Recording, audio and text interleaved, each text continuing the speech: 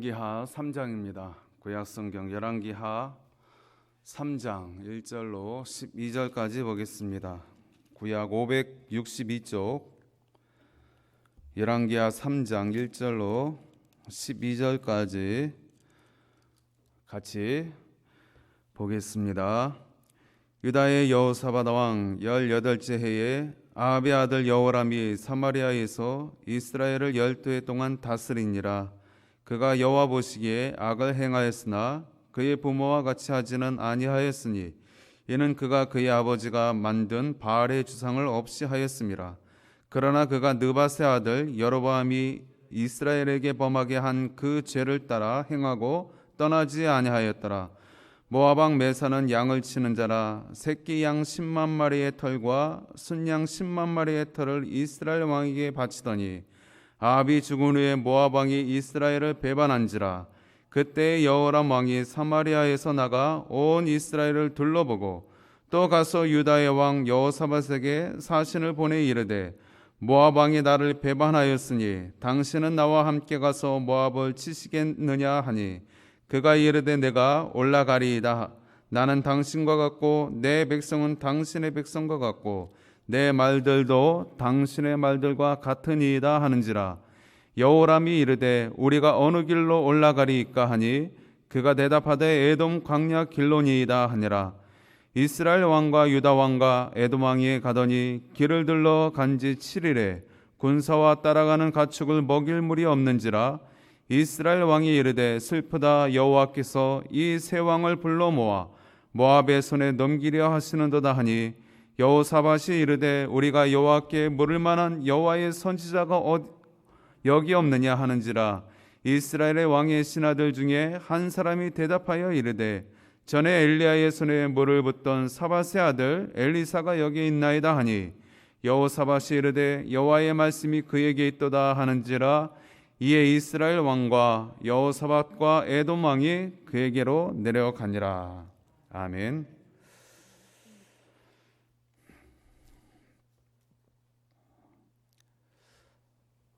엘리야에 이어서 엘리사 시대에 접어들었습니다. 엘리사 시대에 이 북이스라엘을 다스리는 왕이 오늘 본문에 소개하고 있는 여호람 왕인 것입니다. 이 여호람 왕은 아합의 아들로서 그의 행적을 보아하니 그가 처음에는 종교개혁을 잘 하는 것 같았는데 그의 개혁의 내용이 부실하였습니다. 그의 행적이 하나님 보실 때에 부족하였습니다. 그래서 이 엘리사의 이야기를 하는 중에 잠깐 등장을 하다가 이제 또 역사 속에 사라지는 그러한 모양을 하고 있는 것입니다. 오늘 이 여호람 왕에 대해서 하나님이 하시는 말씀을 통해서 우리가 교훈을 삼기를 원합니다. 이 여호람 왕은 앞서 이야기한 대로 이 이스라엘 가운데 가장 악하다고 소문난 이 아합 왕의 아들로서 그는 나름대로 선방을 하였습니다. 자, 한번 말씀을 보겠습니다. 2절로 3절 우리 다시 한번 보겠습니다. 그가 여호와 보시기에 악을 행하였으나 그의 부모와 같이 하지는 아니하였으니 이는 그가 그의 아버지가 만든 바알의 주상을 없이 하였음이라. 그러나 그가 느밧의 아들 여로보암이 이스라엘에게 범하게 한 그 죄를 따라 행하고 떠나지 아니하였더라. 아합 왕 시대는 이스라엘 가운데 우상이 아주 팽배한 그러한 시대였습니다. 본문에 소개한 대로 이 바알이라고 하는 이 가나안의 톡자신을 따라서 그들이 우상을 섬겼고 그 우상을 섬기면서 그들은 아주 도덕적으로도 문란한 그러한 인간 중심의 그리고 육체의 정욕을 따라 사는 그러한 삶을 살고 있었습니다. 그러할 때에 오늘 이제 아합 왕 이후에 오늘 이 여호람 왕이 그의 아비가 세운 특별히 하나님을 섬기는 그 산당 가운데에 이 바알을 놓고 섬기는 우상을 섬기는 그러한 모습 가운데 이 바알을 치워버렸다. 창고에 넣어버렸다. 이렇게 이야기를 하고 있는 것입니다. 종교개혁이죠.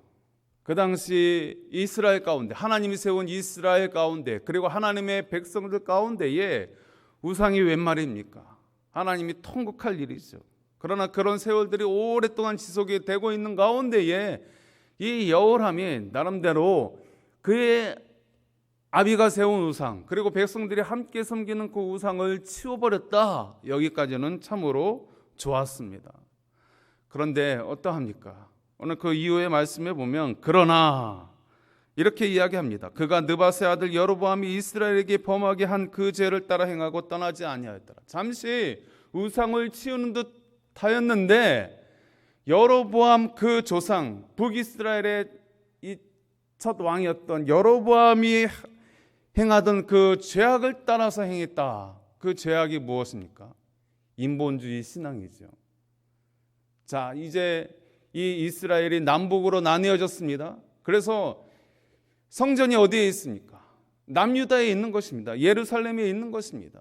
그래서 이 여로보암이 어떤 시책을 내놨습니까? 백성들의 마음이 남유다 가운데에 그 마음이 빼앗길까 봐 그 마음을, 여론을 자기에게로 향하게 하기 위해서 북이스라엘의 여러 곳에 산당을 짓고 거기에 송아지 우상을 만들어서 이게 여호와다. 너희들은 더 이상 예루살렘에 올라가지 않아도 여기서 이 송아지 우상을 바라보면서 하나님을 묵상하고 하나님을 바라보고 여기서 기도하고 예배하면 된다. 이렇게 대체신앙, 인본주의 신앙, 그렇게 이 백성들을 호도하고 오도하고 그러한 가운데에 이 신앙이 변질되었고 그것이 이제 바알로, 우상으로 점철되는 그러한 모습 가운데 나아갔던 것입니다. 그런 편의 위주의 인본주의 신앙에 팽배하게 만든 그 주범이 바로 이 북이스라엘의 시조인 이 여로보암 왕이었던 것입니다. 그런데 오늘 이 여호람이 처음 시작은 좋았던 것 같은데 그가 그 여로보암 왕처럼 그런 인본주의 신앙, 편의주의 신앙으로 그렇게 백성들이 신앙생활을 하도록 내버려 둔 것입니다. 그래서 어떠합니까? 그의 어머니 왕후 되는 이세벨도 여전히 바알을 산당에서 섬기고 있고 백성들과 함께 우상을 섬기면서 그들이 해오던 그런 종교의 습관대로 그렇게 살고 있는 것입니다. 성도 여러분, 신앙생활이라는 것은 우리가 이 밤에 모였지 않습니까? 우리가 이 밤에 모여서 왜 할 일 없이 모인 것이 아니지 않습니까? 우리가 우리 육체의 좋은 대로 이 시간에 모였습니까? 우리의 육체가 원하는 대로 한다면 지금 집에서 주무시든가 아니면 TV를 시청하시든가 뭐 그래야죠. 우리가 원해서 이 밤에 모이는 것이 아니라 우리는 주님을 기쁘시게 하기 위해서 모인 줄 믿습니다. 여러분, 신앙생활은 사람 중심으로 하는 것이 아니라 하나님 중심이어야 하는 것입니다. 이것은 변함이 없는 것입니다. 예나 지금이나 우리의 육체의 본성대로 우리가 신앙생활하면 망하는 것입니다. 오늘날 그러한 신앙에 너무나 팽배해 있는 것입니다. 특별히 이 코로나 시대에 우리가 자이든 타이든 이런 인본주의 신앙으로 지금 아주 물들어 있는 가운데 있습니다. 편의 위주의 신앙, 예배를 폐하고 모여 예배하는 것을 폐하고 스크린으로, 화면으로 집에서 누워서 그렇게 예배해도 된다 이렇게 돼버렸고 이제 더 이상 모이지 않아도 되고 우리 편의대로 우리 마음대로 장소를 정해서 아무 때나 어디서든 스마트폰 하나면 예배할 수 있고, 물론 그 예배에 대해서 영과 진리로 예배하는 것에 대해서 하나님이 받으실 것입니다. 그러나 우리가 기억해야 할 것은 하나님의 법이 있습니다. 말씀이 있습니다. 우리는 거기서 떠나서 우리 인간이 편하자고 그렇게 신앙생활을 하는 것에 대해서 속으면 안 되는 것입니다. 우리 인간의 속성이 어떠합니까? 죄의 속성이 어떠합니까? 우리는 한없이 게으른 속성이 있고요. 또 우리는 한없이 우리 욕심을 따라서 하려는 그러한 마음들이 있기 때문에 하나님의 말씀과 우리의 죄성은 항상 부딪히게 되어 있는 것입니다. 그래서 신앙에는 타협이 있을 수 없는 것입니다. 회색지대가 있을 수 없는 것입니다. 중간점을 잘 타협해서 그렇게 하는 것은 온전한 신앙생활이 되지 못하는 것입니다. 우리가 다 원하든 원치 아니하든 하나님의 말씀대로, 원칙대로, 하나님 뜻대로, 하나님 기뻐하시는 대로, 하나님 영광이 드러나는 대로 거기에 맞게끔 내 몸이 조금 불편하더라도, 괴롭더라도, 내 마음과 좀 안 맞더라도 그렇게 하는 것이 신본주의 신앙이고, 그렇게 하는 것이 하나님이 기뻐하는 신앙이고, 그렇게 하는 것이 바른 신앙생활인 줄 믿습니다. 그런데 이 당시 이스라엘 백성들과 여러분 오늘날 우리 성도들의 모습이 비슷하지 않습니까? 우리 원하는 대로, 우리 좋으라고, 우리 복 받으려고, 이 땅에서 잘 되려고 거기까지만 하는 신앙은 반쪽짜리 신앙이고, 그것은 온전한 신앙이 되지 못한다라는 것입니다. 거기에 하나님의 영광이 있겠습니까? 거기에 하나님의 축복이 있겠습니까? 거기에 하나님이 기뻐 받으시는 바가 있겠습니까? 그렇지 않다라는 것이죠. 특별히 신앙생활에 있어서 앞장선 자는 책임감이 막중한 것입니다. 이 지금 왕 한 사람의 신앙으로 그치는 것이 아니라 지금 이것이 백성들에게 영향을 미치는 것입니다. 왕이 어떻게 하느냐에 따라서 백성들이 그것을 보고 따라가는 것입니다. 지도자 한 사람에 의해서 성도들이 하나님 앞에 온전히 기뻐 받으시는 바 되도록 그렇게 나아가게 되기도 하고, 지도자 한 사람이 불분명하면, 신앙이 회색지대면 성도들도 그렇게 될 수밖에 없다라는 것입니다. 왕이 참으로 중요합니다. 지도자가 그렇게 중요합니다. 그러할 때 이 여호람 왕은 첫 시작은 좋았으나 처음에는 선명하게 분명하게 그의 신앙 색깔을 드러내는 듯 하다가 그냥 회색지대로, 흰색도 아니고 검은색도 아니고 거무튀튀한 그러한 신앙의 중간지대로 빠져버리니까 백성들도 여전히 우상숭배 가운데, 죄악 가운데 머물러 수밖에 없었다라는 것입니다. 그러한 가운데에 오늘 또 전쟁 이야기가 나오고 있습니다. 지긋지긋한 전쟁 얘기. 성경에 왜 이렇게 전쟁 얘기가 많은지.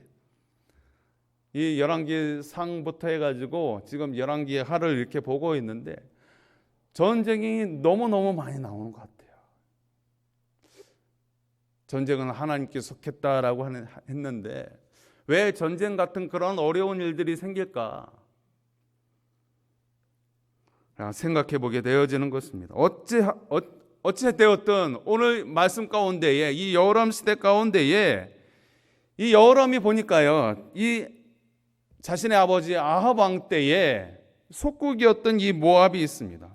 이 모압이 처음에는 이게 여기도 뭐 이야기는 나오지만 조공도 잘 바치고 잘 따라가다가 이 배반을 하는 것입니다.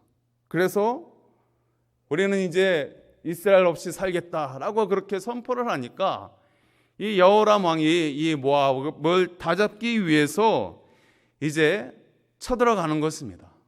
근데 혼자 쳐들어가기에는 조금 힘이 부족하니까 이제 남유다의 여호사밧 왕에게 도움을 요청하는 것이고, 이 여호사밧 왕은 또 자신의 이 속국인 이 모압 에돔에게 함께 전쟁을 하자고 요청을 하게 되어지는 것입니다. 그래서 북이스라엘과 남유다와 이 에돔이 연합군을 형성하여서 이제 이 북이스라엘의 속국인 모압을 쳐들어가는 것입니다. 이제 전장을 준비하고 이제 준비하는 가운데에 그 전쟁터로 나아가는 것입니다. 그런데 희한한 일이 벌어졌습니다. 그 전쟁을 아무 준비 없이 그렇게 했겠습니까? 그 세계 연합군이 준비를 하여서 이제 전쟁터로 나아가는데 어떠한 일이 벌어졌습니까? 9절 말씀 한번 보겠습니다. 이스라엘 왕과 유다 왕 에돔 왕이 가더니 길을 둘러간 지 7일에 군사와 따라가는 가축을 먹일 물이 없는지라. 군사와 따라가는 가축을 먹일 물이 없다. 7일 만에. 여러분, 이것이 이해가 됩니까? 전쟁을 하는데 아무런 계획 없이 준비 없이 물만큼 중요한 것이 어디 있겠습니까? 더군다나 그곳은 광야지대 아닙니까? 물이 없으면 전쟁이고 뭐가 아무것도 할 수 없는 그러한 척박한 땅 가운데에 그들이 물 없이 전쟁터로 나아갔겠습니까? 충분한 물을 확보하고 준비하고 나아갔을 것입니다. 그런데 7일 만에 물이 뚝 떨어진 것입니다. 군사 먹일 물도 또 따라 함께 나선 가축들을 먹일 물이 떨어진 것입니다. 이 모습 가운데 이 모습이 범상치 않다라고 여긴 이 남유다의 여호사밧, 이 여호사밧 왕은 그래도 하나님을 경외하는 그러한 마음이 좀 더 있었습니다. 그래서 깨달은 것입니다. 아차, 우리 이 여호람 왕이 이 전쟁을 준비하고 함께 연합군을 형성해 나아가자라고 했을 때에 내가 하나님 앞에 물었어야 되는데 하나님께 묻지 아니하고 그냥 그것을 옳게 여기고 따라 나섰구나. 잘못해서 이런 일이 벌어지지 않았는가. 그러한 깨달음 속에서 하나님의 말씀을 구하는 것입니다. 그래서 11절에 어떻게 말하고 있습니까? 여호사밧이 이르되 우리가 여호와께 물을 만한 여호와의 선지자가 여기 없느냐 하는지라. 이스라엘의 왕의 신하들 중에 한 사람이 대답하여 이르되 전에 엘리야의 손에 물을 붓던 사밧의 아들 엘리사가 여기 있나이다 하니. 엘리사에 대한 소문이 퍼졌겠죠. 이 엘리사를 통해서 엘리야를 이어 이 엘리사에게 갑절의 영감이 그에게 성령이 함께 하시니 하나님의 말씀이 그에게 임하니 기적 같은 일이 벌어졌고 그것이 입의 소문을 퍼져 나가지 않았겠습니까? 그래서 이 이스라엘의 신하가 이 엘리사를 제안하게 되었고 이 엘리사에게 말씀이 임했다라는 그 소문 가운데 그에게 나아가는 것입니다. 그래서 12절 말씀에 뭐라고 이야기하고 있습니까? 여호사밧이 이르되 여호와의 말씀이 그에게 있도다 하는지라. 이에 이스라엘 왕과 여호사밧과 에돔 왕이 그에게로 내려가니라 그랬습니다. 전쟁터에 나아가다가 이 물이 뚝 떨어 7일 만에 떨어지는 그 불길한 사건을 겪은 후에 우리가 하나님께 묻지 아니하고 이게 나아가는 이거 불길하다 싶어서 이 남유다의 여호사밧 왕이 이제 하나님의 뜻을 다시 늦게나마 구하게 되었고 그 와중에 이 엘리사에 대한 소문을 듣고 엘리사에게 하나님의 말씀이 있다. 그래서 이 엘리사를 통하여서 하나님의 뜻을 구하고 있는 것입니다. 여러분, 이 모습 속에서 여러분 전쟁이 보통 일입니까? 얼마나 이 사람 목숨이 왔다 갔다 하는 나라가 흥하기도 하고 망하기도 하는 이 중차대한 일 가운데에 하나님의 뜻을 묻지 아니하고 나아갔다? 상식적으로 이해가 되지 않죠. 우리 신앙인의 입장에서 이해가 되지 않죠. 그만큼 영적으로 어두운 시대였다라는 것입니다. 얼마나 하나님을 요새 말로 강단에서 이렇게 말하기 좀 뭐하지만 젊은 사람 말로 얼마나 하나님을 개무시했으면 전쟁과 같은 이 중차대한 엄청난 일들 가운데 나아갈 때 하나님께 기도하지 아니하고 묻지 아니하고 나아가다가 중간에 이 불길한 일을 만나니까 그제서 하나님이 생각나서 그것도 남유다의 왕을 통하여서 하나님의 말씀을 구하는 모습.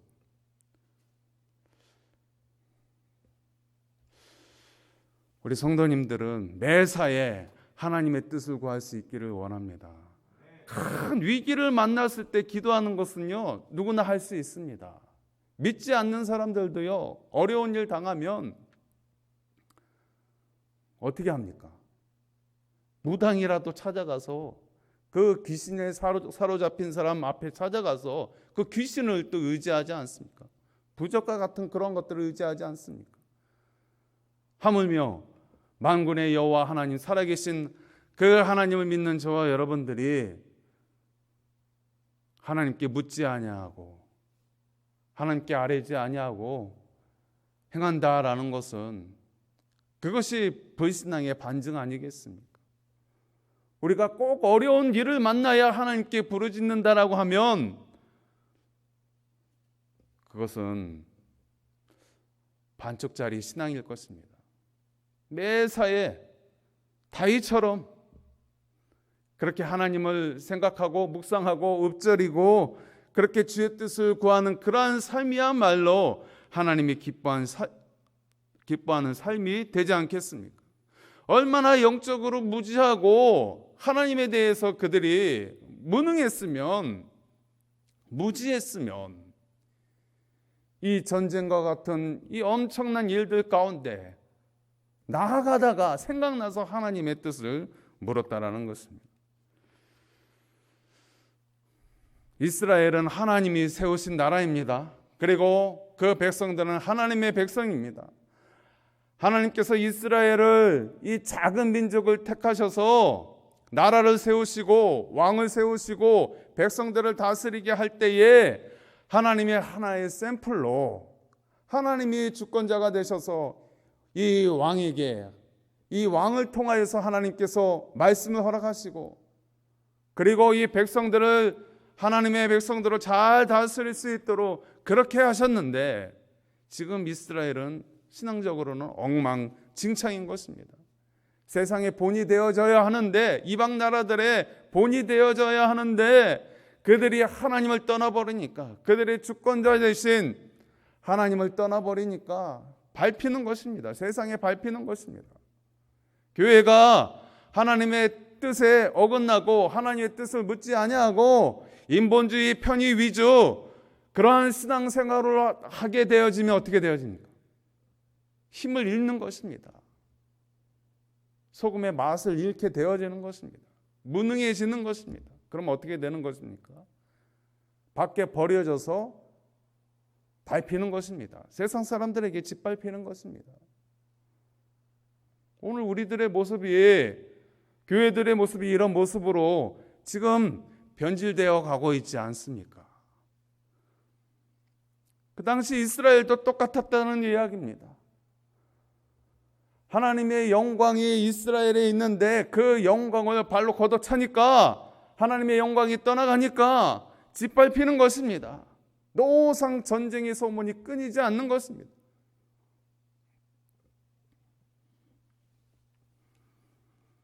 하나님이 다스리는 나라, 하나님께서 정치하시는 나라, 하나님께서 백성들을 다스리는 그 나라, 신정주의 국가, 얼마나 멋있습니까? 여러분, 우리가 원하는 바가 하나님이 다스리는 하나님의 나라 아닙니까? 여러분, 그 하나님의 나라가 이 땅 가운데 온전히 서기를 꿈꾸십니까?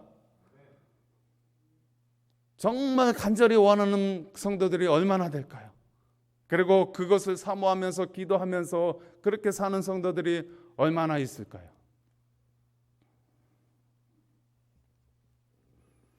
우리는 주님이 다스리는 그 나라를 우리가 기뻐하고 원해야 할 것입니다.